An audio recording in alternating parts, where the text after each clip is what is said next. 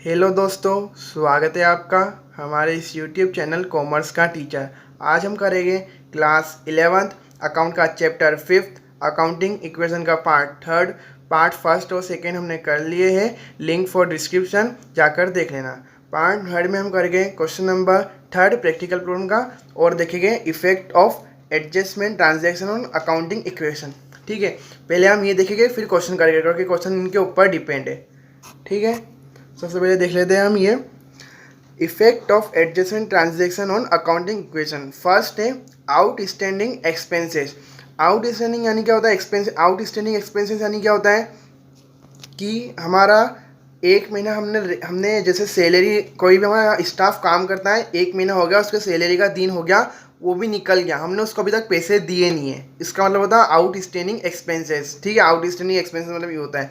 देखते हैं, outstanding expenses are those expenses which have been incurred but not paid during the current accounting year. इसने paid नहीं किया है अकाउंटिंग ईयर में। ठीक है, ये ऐसा भी आ सकता है।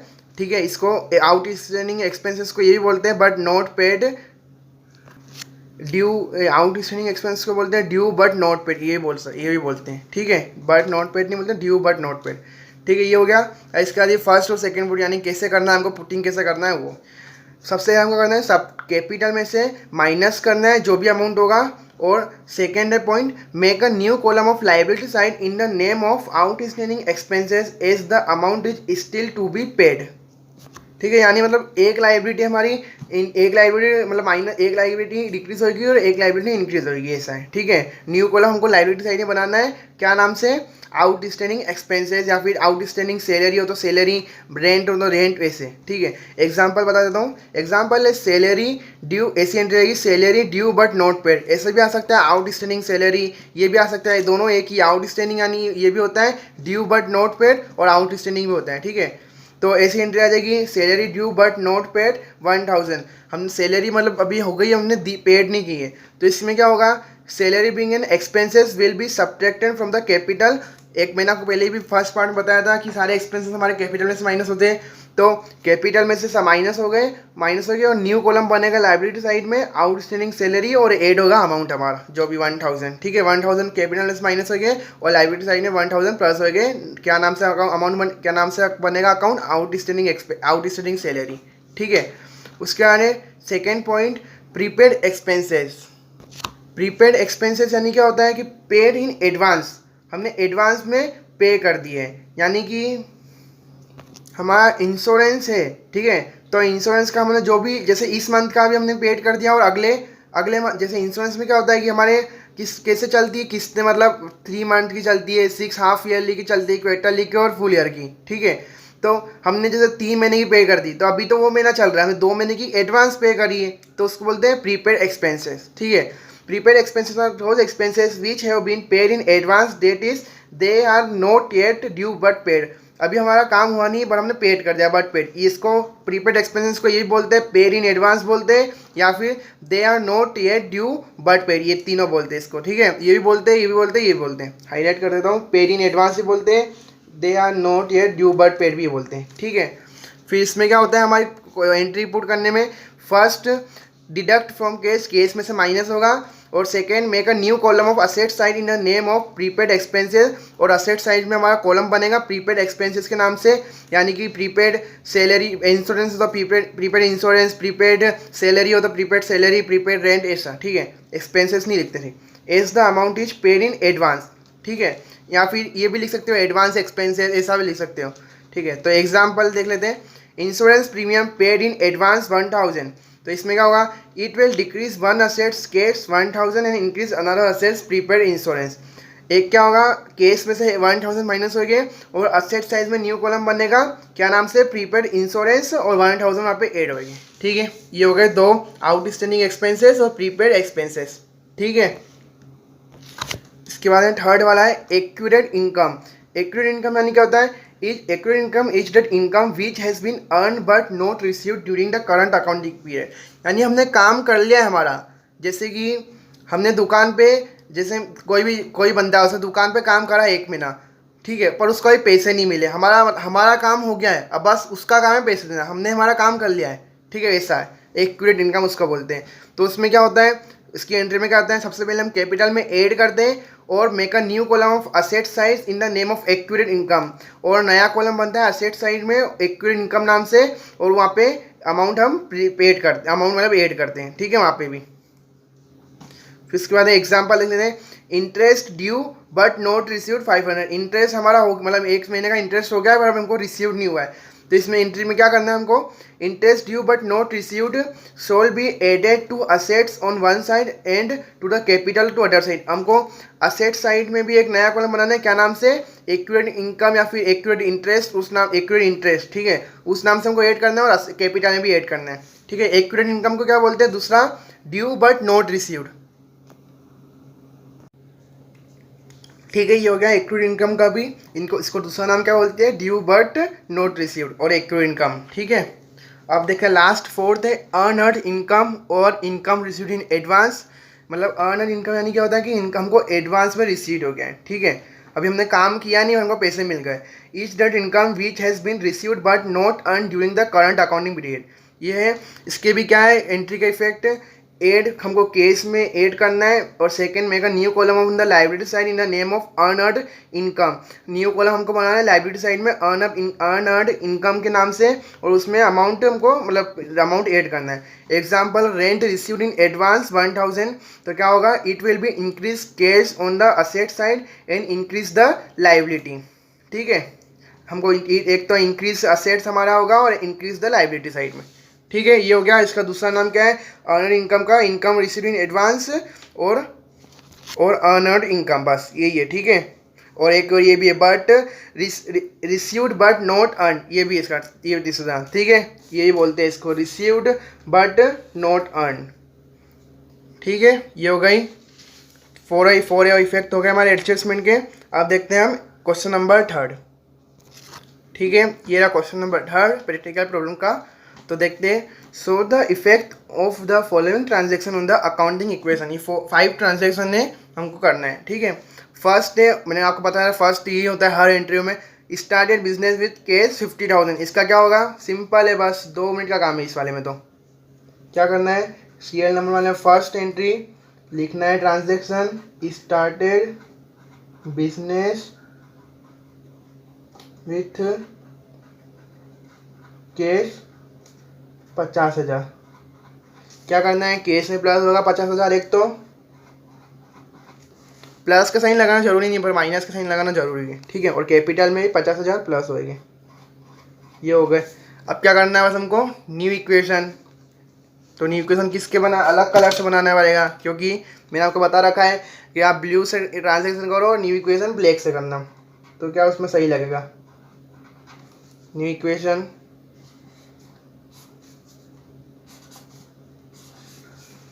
कितना, 50,000, ठीक है, कुछ यहाँ पे ट्रांजेक्शन यहाँ पे 0 लिख दो, बस 0 0 और यहाँ 50,000, ठीक है, मैच हो रहा है 50-50, इधर 50 इधर 50 है, ठीक है।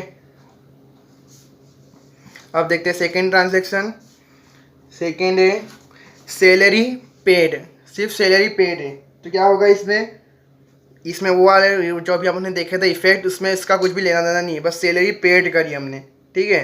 तो क्या हो जाएगा, इसमें हमने हमारा एक्सपेंसेस है, तो क्या होगा, एक तो कैपिटल में से माइनस होगा और एक कैश में से माइनस होगा, ठीक है, एक asset decrease in assets and decrease in liability, ठीक है। सेकेंड सैलरी पेड कितने हजार दिए, 2,000, तो माइनस 2,000 कैश में से होगा एक तो, और माइनस 2,000 कैपिटल में से, क्योंकि बिजनेस में से देखें ना हम सैलरी, तो उसको अब क्या करेंगे, न्यू इक्वेशन बनाएंगे, बस न्यू इक्वेशन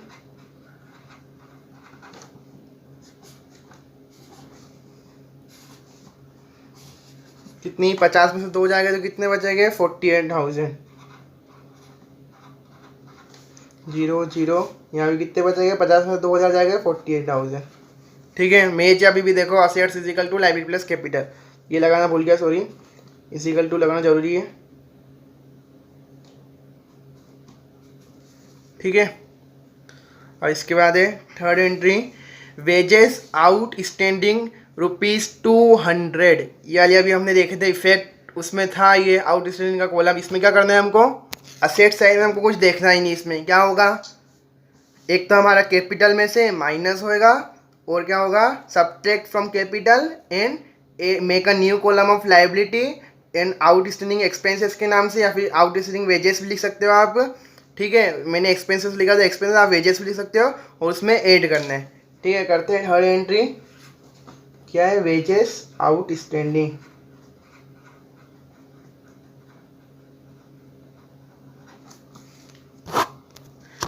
ऐसा भी आ सकता है wages due but not wages due but not paid, ऐसा भी आ सकता है। ठीक है, कितना, 200 रुपये। तो क्या होगा, इधर तो देखना ही नहीं, असेट साइड में हमको 200 प्लस होगा लाइबिलिटी में क्या कॉलम से नाम से बनाया, आउटस्टैंडिंग एक्सपेंसेस या फिर आउटस्टैंडिंग वेजेस भी लिख सकते हो आप। ठीक है, 200। पर मैं आपको बोल रहा हूँ, जैसे उसमें तो बोल रखा है हमको, पर आप है ना आउटस्टैंडिंग एक्सपेंसेस लिखना, कि जैसे कि अभी तो वेजेस का दे रखा है, और कभी दूसरी एंट्री भी आ गई, कभी जैसे रेंट आउटस्टैंडिंग, तो फिर आप इससे काटोगे तो नहीं, इससे अच्छा आउटस्टैंडिंग एक्सपेंसेस ही लिखना, और प्रीपेड एक्सपेंसेस तो वही लिखना, प्रीपेड एक्सपेंसेस। ठीक है, उसमें फिर क्या, सब एक एक्सपेंसेस ही है ना, ये सब चीज़ें, इसलिए। ठीक है, प्लस 200 हो गया और माइनस 200 हो गया कैपिटल में से। ये हो गई पुटिंग। अब क्या करना है, न्यू इक्वेशन बनानी है। बनाते हैं न्यू इक्वेशन।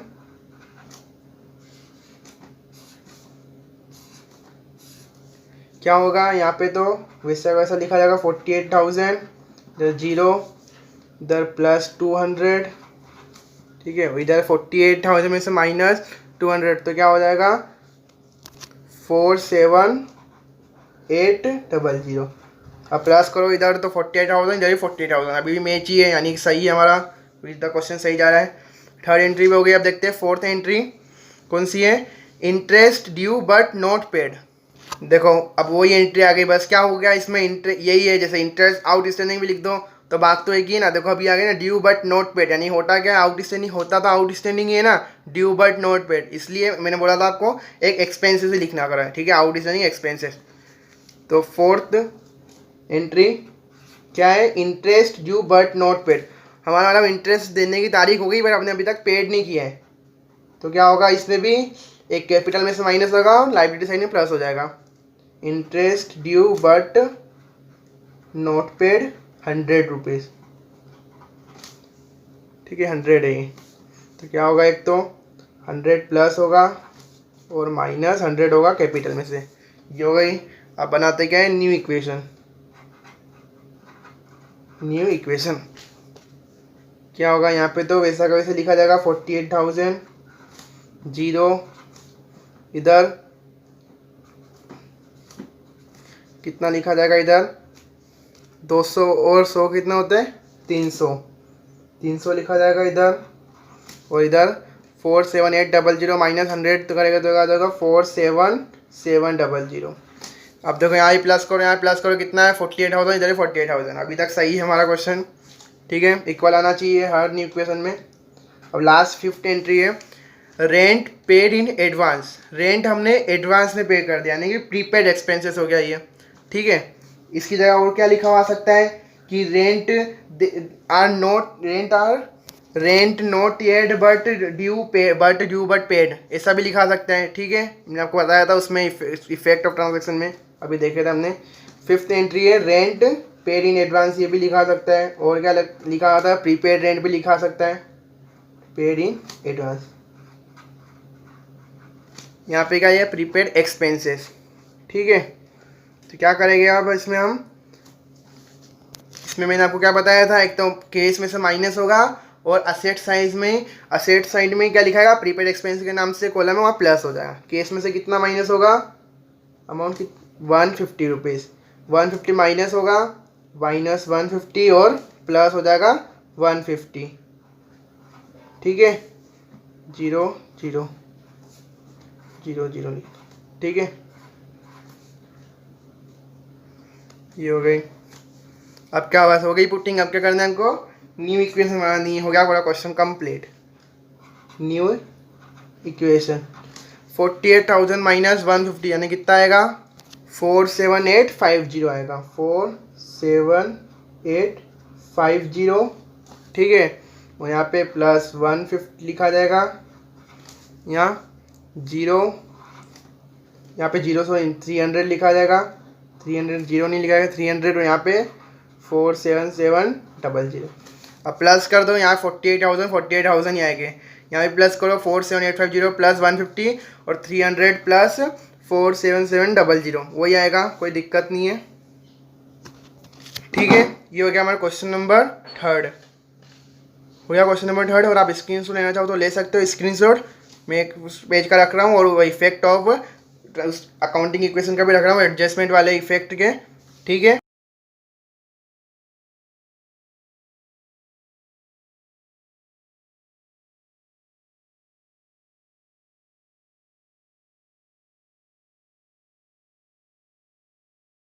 और आपको हमारी वीडियो पसंद है तो प्लीज़ लाइक करना, शेयर करना और सब्सक्राइब जरूर करना, और जो भी डाउट हो आप कमेंट करके पूछ सकते हो। मिलते हैं अगली वीडियो में।